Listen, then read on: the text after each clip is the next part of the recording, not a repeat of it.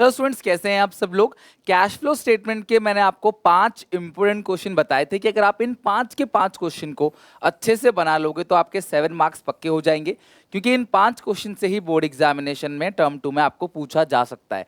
तो इसका पार्ट 1 जो हमने बनाया था उसके अंदर हमने 2 फुल फ्लेज क्वेश्चन को देखा था। आज पार्ट 3 के अंदर भी एक बहुत अच्छा क्वेश्चन देखेंगे, 3rd नंबर क्वेश्चन। फिर 4 और 5 के अंदर हम लोग जो थ्योरी क्वेश्चन आते हैं 2 मार्क्स के, उनको हम लोग डील करेंगे, राइट। तो स्टार्ट करते हैं क्लास। सबसे पहला question, on the basis of the following information given by class Aradhana limited prepare cash flow statement for year ended 31 मार्च 2021। इसका कैश फ्लो स्टेटमेंट आपको बनाना है। इसमें 2 एडिशनल पॉइंट है। पहला है डिबेंचर्स वर रिडीम ऑन 1 अप्रैल। देखो 1/4/20 को अगर डिबेंचर्स को इशू या रिडीम किया है तो 31 मार्च 21 वाले फिगर पे आप हमेशा इंटरेस्ट कैलकुलेट करोगे। शुरू में हुआ तो एंड वाले पे, एंड में हुआ होता तो शुरू वाले पे आप इंटरेस्ट निकालते, interest on drawings, okay, sorry, interest on debentures. Tax paid आपको दे रखा है, तो अगर आपको टैक्स पेड दे रखा है तो आपको अकाउंट बनाना पड़ेगा, जिस अकाउंट का नाम है प्रोविजन फॉर टैक्स अकाउंट, ताकि आप प्रोविजन फॉर टैक्स मेड को कैलकुलेट कर सको, राइट। तो प्रोविजन फॉर टैक्स अकाउंट में आप यहाँ पे टू बैलेंस CD लिखोगे, यहाँ लिखते हो opening balance by balance BD। आपको यहाँ दिखा है टैक्स पेड 2,80,000, ये टैक्स पेड है, तो लिखोगे टू बैंक टैक्स पेड। और मैंने हर एक चैप्टर के इंपॉर्टेंट क्वेश्चन जितने भी है ना क्लास, जहां से एग्जामिनेशन में फंसेगा, उसकी अलग से प्लेलिस्ट बना रखी है, तो आप उस प्लेलिस्ट को जाके चेक कर सकते हो, ठीक है। टैक्स पेड 2,80,000 हो गया, तो ये आएगा by P&L provision made, okay, by P&L provision made. तो ये रहा क्लास क्वेश्चन। देखो सारी चीजें आपको लाइन बाय लाइन दे रखी है। शेयर कैपिटल है, रिजर्व एंड सरप्लस है, नोट नंबर 1 है, लॉन्ग टर्म बोरोइंग, ये सब चीज आपको दे रखा है। इसके अंदर आपको short term provision note number 4, ये रहा क्लास, नोट्स टू अकाउंट सारा दे रखा है। Short term provision, provision for tax 31 March 21, current year 320, previous year है 3,25,000, 325 और 320, प्रीवियस ईयर का है 325, प्रीवियस ईयर का है 3,25,000, और ये जो प्रीवियस ईयर का है ना वो ओपनिंग होता है BD, और CD होता है क्लोजिंग। तो अगर आप देखोगे तो BD CD हमने लिख दिया है। 320 है करंट ईयर का, 325 है प्रीवियस ईयर का, ठीक है। प्रीवियस ईयर का 325, करंट ईयर का 320, ओके। अब आप बताओ क्लास की प्रोविजन फॉर मेड कितना आएगा। आपने ऑलरेडी देख लिया है 280 डेबिट साइड का टोटलिंग ज़्यादा है, वो है 6 लाख, 3 4 5 6, तो डेबिट साइड का टोटलिंग है 6 लाख। तो जो by P&L provision for tax made आएगा वो आएगा 2,75,000। और एक बात बताऊँ, मेड ऑपरेटिंग में होता है प्लस, और जो पेड है वो ऑपरेटिंग से माइनस। टैक्स पेड ऑपरेटिंग से minus, provision for tax made operating में प्लस। अच्छा, इंटरेस्ट लगेगा 31 मार्च 21 वाले फिगर पे, तो कहीं ना कहीं देखो क्लास आपको ये long term borrowing note number 2 आपको दिखेगा यहाँ पे 10% डिबेंचर। 31 मार्च 21 को 2 लाख है, तो 2 लाख का 10% 20,000, मतलब शुरू में था कितना 4 लाख, एंड में हो गया 2 लाख, तो कितना आपने रिडीम कर दिया 2 लाख। वो आपने 31 मार्च भी शुरू में ही रिडीम कर दिया, तो उसमें ब्याज नहीं देना है। 2 लाख पे आपको इंटरेस्ट देना पड़ेगा, 2 लाख का 10%, राइट। तो इंटरेस्ट ऑन डिबेंचर जो निकलेगा वो निकलेगा 2 लाख का 10% 20,000। और आप सब जानते हो कि इंटरेस्ट ऑपरेटिंग में प्लस होता है, फाइनेंसिंग से माइनस। ये 2 पॉइंट कॉमनली क्लास ऐसे ही क्वेश्चन आएंगे 5 मार्क्स में, बहुत ज़्यादा कुछ नहीं होगा उसके अंदर, बिकॉज आपके सिलेबस के अंदर जो है वो 5 मार्क्स का क्वेश्चन है, तो 5 मार्क्स में ज़्यादा चीज़ें नहीं होती हैं, हार्डली 2 पॉइंट्स, ओके। पहले 3 पॉइंट हुआ करते हैं, बट अब आपको हार्डली 2 पॉइंट मिलेगा। एक पॉइंट आपको मिल सकता है एक्यूमुलेट डेप्थ वाला पॉइंट मिल सकता है, और एक पॉइंट इंटरेस्ट निकालने वाला पॉइंट मिल सकता है, या प्रोविजन फॉर टैक्स वाला, इन 3 से ही आएगा, ओके। चलो अब भाई काम करते हैं फटाफट क्लास, इन चीज़ों को भेजते हैं। आप कैश फ्लो का फॉर्मेट बनाओ। कैश फ्लो का फॉर्मेट, टैक्स पेड है 280, मेड है 275, तो ये है क्लास ऑपरेटिंग एक्टिविटी। आप इस ऑपरेटिंग एक्टिविटी को 3 पोर्शन में बांट लो, फर्स्ट पोर्शन, सेकंड पोर्शन और थर्ड पोर्शन। फर्स्ट पोर्शन के अंदर आप लिखोगे सबसे पहले provision for tax made, provision for tax made आएगा 2,75,000। इसी ऑपरेटिंग के सबसे आखिरी में आप लोग माइनस करते हो टैक्स पेड। कहाँ से आया? वर्किंग नोट से, ये वर्किंग नोट में लिखा हुआ है, देख लो। मेड 270 और जो पेड है वो है 2,80,000, तो आप देखोगे मेड है 275 और पेड कितना है 280। बाकी इंटरेस्ट 20,000 है। आप सबको पता है कि इंटरेस्ट जो है यहीं पे सेकंड पोर्शन में प्लस हो जाता है। Interest on debentures, interest on debentures 20,000 और यही इंटरेस्ट फाइनेंसिंग से माइनस होता है। तो अगर आप फॉर्मेट बना लोगे, फॉर्मेट तो आता ही है क्लास, अब तो हमने सब कुछ सीख रखा है। Cash flow from operating investing के लिए 5-6 लाइन, फाइनेंसिंग के लिए 5-6 line, cash and cash equivalent last में 4-5 लाइन।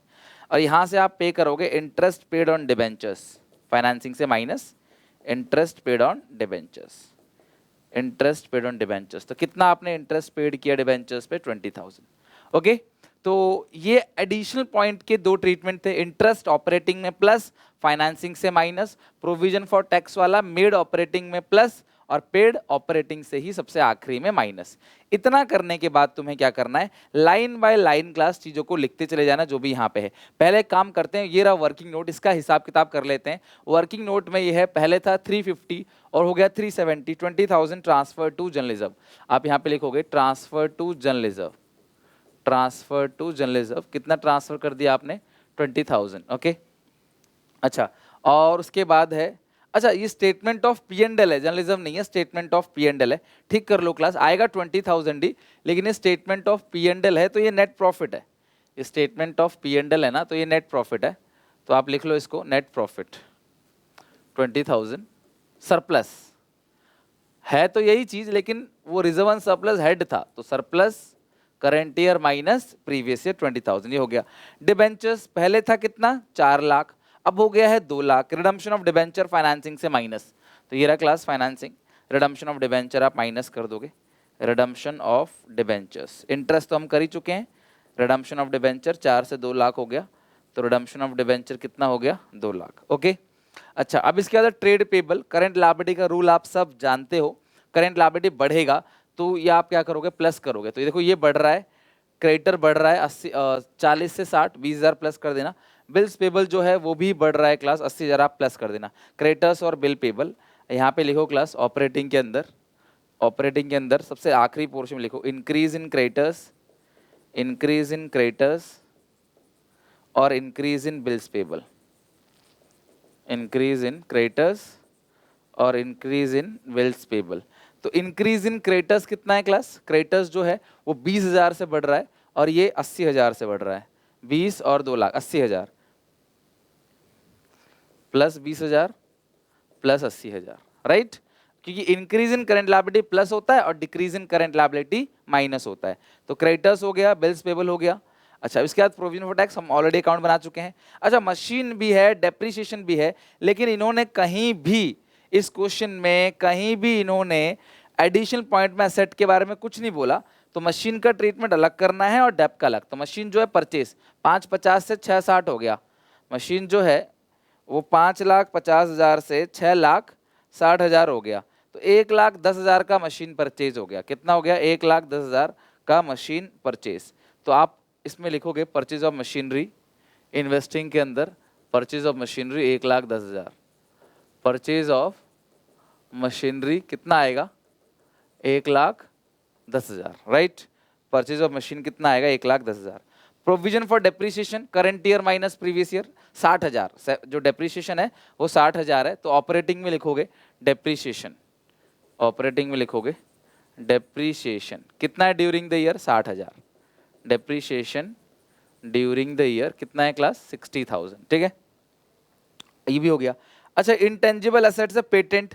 तो पेटेंट पहले कितने था? 310, अब हो गया 3,2। 310 से 3,2 हो गया, यानी कि क्लास 8,000 पेटेंट रिटर्न ऑफ हो गया। ऑपरेटिंग में प्लस कर देना यहाँ पे patents return of, patents return of 8,000 यहाँ पे प्लस कर देना।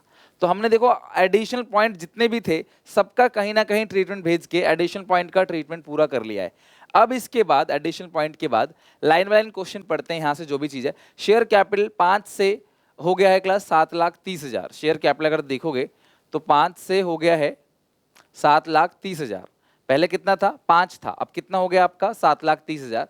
तो 2,30,000 रुपए आपने इशू किया है, इशू ऑफ शेयर्स। फाइनेंसिंग के अंदर आप लिखोगे 2,30,000 प्लस कर देना, 2,30,000 प्लस कर दोगे। Issue of shares, issue of shares, issue of shares 2,30,000 रुपए, राइट?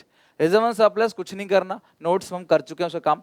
लॉन्ग टर्म बोरोइंग कुछ नहीं करना, trade payable provision, short term provision कुछ नहीं करना, टेंजिबल एसेट कुछ नहीं करना, इंटेंजिबल एसेट कुछ नहीं करना क्योंकि वो नोट्स में था, नोट्स का हम ऑलरेडी कर चुके हैं। लॉन्ग टर्म लोन एडवांसेस, आपका पहले 4 लाख था, 4,30,000 आपने लोन दिया है 30,000 का, तो इन्वेस्टिंग में आपके पास से पैसा निकल जाएगा 30,000 आप किसी को लोन दोगे। Loan given to others, loan given, तो लोन आपका था कितना क्लास, आपने दिया था 4, अब दे दिया 4,30,000, तो 30,000 का आपने लोन और दे दिया है। इसके अलावा इन्वेंट्री, तो इन्वेंट्री इंक्रीज हो रहा है 20,000, वो माइनस कर देना, इंक्रीज इन इन्वेंट्री ऑपरेटिंग में 20,000 माइनस करोगे, increase in inventory, increase in inventory 20,000 minus करोगे, लिख दो यहाँ पे इंक्रीज इन इन्वेंट्री, वो 20,000 आप माइनस कर दोगे। इसके अलावा कैश एंड कैश अकाउंट तो आता नहीं, ट्रेड रिसीवेबल भी इंक्रीज हो रहा है, 20,000 आप माइनस कर दोगे, इंक्रीज इन ट्रेड रिसीवेबल, खत्म हो गया क्वेश्चन, वो भी माइनस कर दोगे आप, इंक्रीज इन ट्रेड रिसीवेबल, तो कितना आप माइनस कर दोगे 20,000।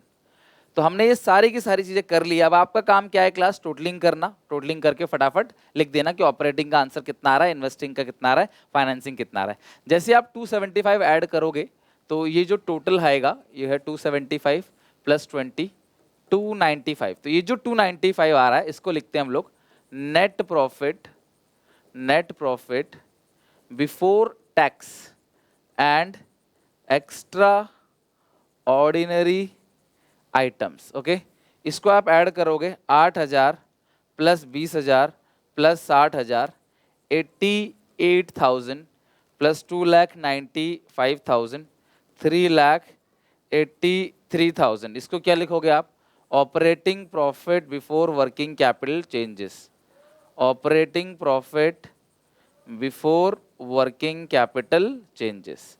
फिर आप इसको लिखोगे 20 कैंसिल हो गया, 80,000 माइनस 20,000 माइनस 2,80,000, 220, ये नेगेटिव का आ गया 220। तो अब जो आपका आंसर आ रहा है वो आ रहा है क्लास 1,63,000। इसको क्या लिखोगे, net cash, net cash flow from operating activities, net cash flow from operating activities. Okay, तो इस तरीके से हमारा ऑपरेटिंग एक्टिविटी फिनिश हो गया। और ये जितनी भी चीजें थी ना क्लास, ये सब ऐड है, नॉन कैश एक्सपेंस है। ये क्या है क्लास, नॉन कैश एक्सपेंस, ये जितनी भी चीजें हैं नॉन कैश एक्सपेंस है। मतलब गुडविल रिटर्न ऑफ हो गया या पेटेंट रिटर्न ऑफ हो गया, इंटरेस्ट ऑन डिबेंचर, डेप्रिसिएशन, सब नॉन कैश है। इन्वेस्टिंग में तो और कुछ नहीं है, माइनस का 1,40,000 आ जाएगा और आप लिखोगे इसको net cash used in, net cash used in investing activities. Okay, अगर फाइनेंसिंग का देखा जाए, फाइनेंसिंग का तो 2,30,000 माइनस 220, तो 10,000 ही बच रहा है बस, फाइनेंसिंग का 10,000 है और ये प्लस का आ रहा है, तो आप लिखोगे net cash flow from financing activities, net cash flow from financing activity. तो ये आ गया आपका 10,000, ये आ गया माइनस का 1,40, ठीक है, माइनस के 1,40, ये आ गया 1,63,000। तो आप A plus B plus C करोगे कैश एंड कैश इक्विवेलेंट में, A plus B plus C plus opening cash आपका क्लोजिंग कैश के बराबर आ जाना चाहिए, राइट। 265 ओपनिंग कैश है, आप लिखो A plus B plus C, A plus B plus C, ये आ गया 33,000, प्लस करोगे आप ओपनिंग कैश, प्लस करोगे ओपनिंग कैश 2,65,000, क्लोजिंग कैश आ जाएगा 2,98,000। देख लो 265 298 आ रहा है ना, देखो ये रहा, तो 298 ये आ जाएगा क्लोजिंग कैश। तो अगर ऐसा आ रहा है इसका मतलब क्वेश्चन आपका बिल्कुल ठीक है, आपको कोई टेंशन लेने की जरूरत नहीं, आपको पूरे 5 नंबर मिलेंगे। ओके, ये जरूर करके दिखाना, A प्लस बी प्लस सी लिख लो फटाफट। अगर यहाँ पे कुछ नहीं लिखा तो फटाफट लिखो, यहाँ पे अगर कुछ नहीं लिखा तो लिखो जल्दी से। तो इस तरीके से क्लास क्वेश्चन बन गया ये कैश फ्लो स्टेटमेंट का पूरा। ओके, तो ये क्वेश्चन बहुत अच्छा क्वेश्चन था, शायद सैम्पल पेपर क्वेश्चन हो ये, बट ये कंप्लीट हो गया पूरी तरीके से। डियर लर्नर्स, अन अकेडमी लेके आया है आपके लिए इमर्ज। अन अकेडमी इमर्ज जो है एक टेस्ट सीरीज है जहां पे आप क्लास 10 12 के जो लर्नर्स है वो 100% सब्सक्रिप्शन यानी कि क्लास स्कॉलरशिप जो है वो जीत सकते हैं और साथ में अपने फाइनल एग्जामिनेशन की प्रिपरेशन को भी बेहतर बना सकते हैं। 16 से 19 अप्रैल 2022 तक के लिए अन अकेडमी इमर्ज टेस्ट आ रहा है, तो आप सब डिस्क्रिप्शन में दिए गए हुए लिंक से जाके फ्री में क्लास इसको अवेल कर सकते हो। SPA10 मेरा कूपन कोड है फ्री में अनलॉक करने के लिए। जैसे आप कूपन कोड डालोगे SPA10 आप फ्री में अनलॉक कर पाओगे। फटाफट इनरोल कर दो, क्लास 16 से 19 तारीख तक ही है। बाकी इमर्ज जो है एक ऐसा मॉक टेस्ट है जो बिफोर एग्जाम का रिवीजन होता है, यानी कि बिफोर एग्जाम पैटर्न पे आप रिवीजन करते हो। 8 मॉक टेस्ट है, MCQ बेस्ड है, क्लास 10th और क्लास 12th के बच्चों के लिए, CBSE और ICSE स्टूडेंट्स के लिए। तो ये टेस्ट जो है अटेम्प्ट करो और 100% स्कॉलरशिप जीत सकते हो। डिस्क्रिप्शन बॉक्स में लिंक है, जाके आप चेक कर लेना। SPA10 मेरा कूपन कोड है, अगर आप इसको यूज करोगे तो फ्री में अनलॉक कर पाओगे। तो आपकी प्रिपरेशन तो पूरी की पूरी हो चुकी है, लेकिन वो प्रिपरेशन कैसी है इसको जानने के लिए क्लास आप अनअकैडमी इमर्ज के साथ जुड़ सकते हो। जाके चेक करो फटाफट। अब आगे देखते हैं question number 4। Identify the transactions as belonging to. तो आपको बताना है कि ये ऑपरेटिंग के अंदर आएगा, ये इन्वेस्टिंग के अंदर आएगा, या ये फाइनेंसिंग एक्टिविटी के अंदर आएगा, या कैश एंड कैश इक्विवेलेंट के अंदर आएगा। वैसे ये क्वेश्चन मैं आपको पहले भी करा चुका हूं, बट ये जो क्वेश्चन है ये 2 मार्क्स का ही आता है और आप इन सब क्वेश्चनों को ध्यान रख सकते हो। मैं आपको लास्ट में भी बताऊंगा कैश फ्लो के कौन कौन से इंपोर्टेंट पॉइंट्स है जिनको आपने ध्यान रखना है। सबसे मेन बात जो है इसमें 2 नंबर का एक आता है क्वेश्चन, जो इस तरीके से क्वेश्चन होगा, या तो वो ऑपरेटिंग एक्टिविटी का पार्ट है, इन्वेस्टिंग का है, या फाइनेंसिंग का है, या फिर आपसे पूछ लेगा कि इससे कैश इन हो रहा है या कैश आउट हो रहा है। इस तरीके से आपसे क्वेश्चन पूछ सकता है बेसिक। ये जो दूसरा क्वेश्चन है वो आपसे पूछ सकता है क्लास की ये फाइनेंसिंग कंपनी के लिए कौन सी एक्टिविटी है, नॉन फाइनेंशियल कंपनी के लिए कौन सी एक्टिविटी है। और 5 नंबर का जो क्वेश्चन आएगा वो फुल फ्लेज क्वेश्चन आएगा, जिसके अंदर interest on loan, interest on debenture या इंटरेस्ट ऑन इन्वेस्टमेंट, इंटरेस्ट का पॉइंट होगा। दूसरा पॉइंट होगा प्रोविजन फॉर टैक्स का। तीसरा पॉइंट होगा एक्यूमुलेटेड डेप्रिसिएशन, ऊपर भी डेप नीचे भी डेप, 2 अकाउंट बनाते हो आप, या फिर आपको सीधा सीधा मतलब कि दोनों डेप ना, 2 अकाउंट ना बनवा के सीधा आपसे एक अकाउंट भी पूछा जा सकता है। तो आप इसकी प्रिपरेशन अच्छे से करना, इन पॉइंट्स की तो बहुत अच्छे से कर लेना। ओके चलो अब आप मुझे बताओ कैश सेल। मैं थोड़ा बता दूं क्लास, फिक्स असेट्स और इन्वेस्टमेंट इन दोनों से रिलेटेड हर चीज इन्वेस्टिंग एक्टिविटी के अंदर जाता है, और इसके अलावा शेयर, डिबेंचर, लोन, इनसे रिलेटेड हर चीज फाइनेंसिंग के अंदर जाता है। जो बचा कुचा वो ऑपरेटिंग के अंदर आएगा। तो cash sale of goods operating activity, cash receive against sale of service आपने रेंडर किया तो ये भी ऑपरेटिंग एक्टिविटी, परचेज ये भी operating, cash paid against service taken ये भी ऑपरेटिंग, पेटेंट अगर आपने परचेज किया है तो पेटेंट परचेज, देखो goodwill patent right of operating, but purchase investing.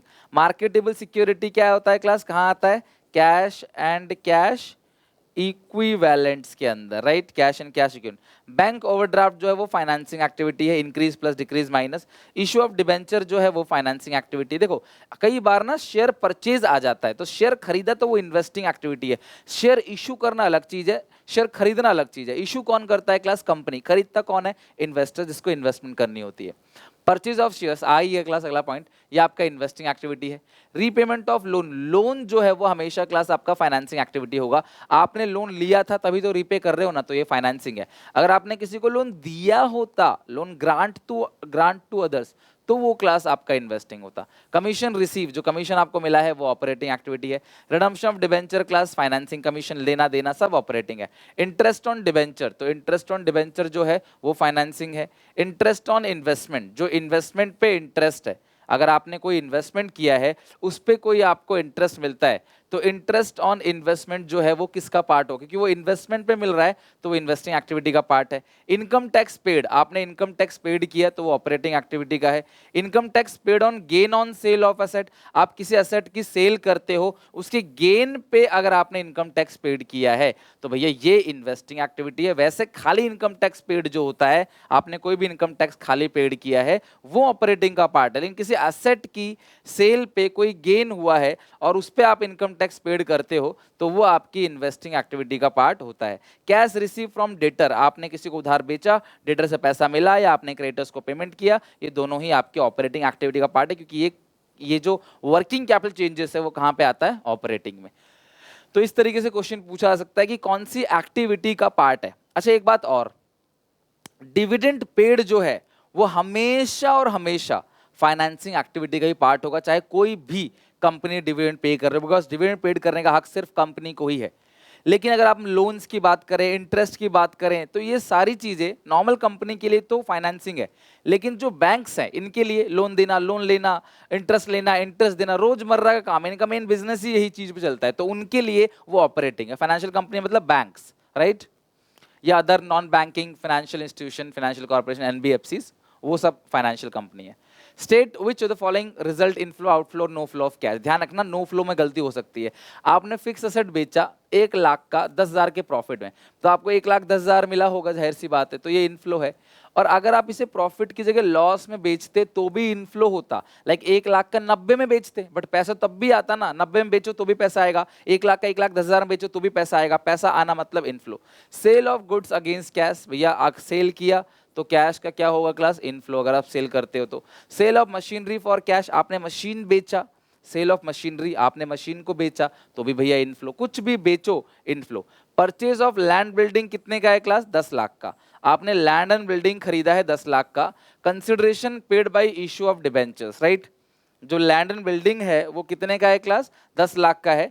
Consideration paid by issue of debenture, यानी कि आपने 10 लाख का जो परचेज किया है लैंड एंड बिल्डिंग, बदले में जो पेड किया है वो इश्यू ऑफ डिबेंचर, यानी कि आपने डिबेंचर इश्यू कर दिया उसके लिए। Purchase of land building 10 lakh की बिल्डिंग खरीदी और बदले में डिबेंचर इश्यू कर दिया, तो अगर आप बदले में डिबेंचर इश्यू कर देते हो तो इसका मतलब क्लास ये नो फ्लो है, क्योंकि आपको ना ही पैसा आया ना ही पैसा गया। क्यों भैया, आपने बिल्डिंग खरीदी और बदले में आपने डिबेंचर दे दिए, तो पैसे का तो कोई रोल ही नहीं हुआ ना इसके अंदर, तो no flow of cash. Issue fully paid bonus share, bonus share वो शेयर होते हैं क्लास जो फ्री में इशू किए जाते हैं, issue off fully paid bonus share.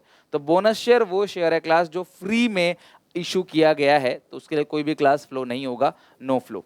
इसके अलावा कैश विड्रॉन फ्रॉम बैंक, पैसा आपने विड्रॉ किया बैंक से, बेटा पैसा आप बैंक में जमा करो चाहे बैंक से विड्रॉ करो, no flow. In payment of interim dividend, जो इंटरिम डिविडेंड है, आप इंटरिम डिविडेंड पे करोगे, कोई भी डिविडेंड अगर आप पे करते हो तो उससे क्या होगा क्लास, पैसे का आउटफ्लो होगा।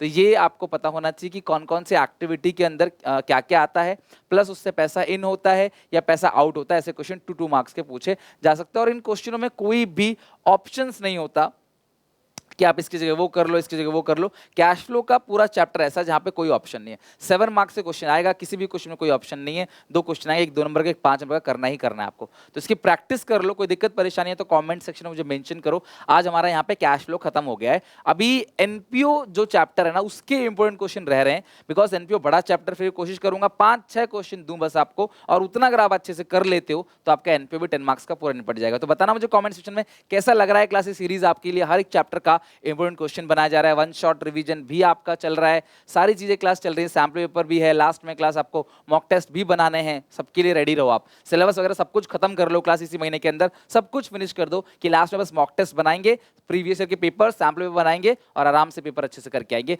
थियोरी सीरीज भी मैंने पूरी करा रखी है, प्लेलिस्ट में जाकर देखो, हर एक चैप्टर की थियोरी भी आपको अच्छे से करा रखी है। आई होप क्लास आप सपोर्ट करोगे, वीडियो को शेयर करोगे, लाइक जरूर करोगे, कमेंट में मुझे बताओगे आपकी तैयारी कैसी चल रही है। टेक केयर, बाय बाय, मिलते हैं नेक्स्ट वीडियो में।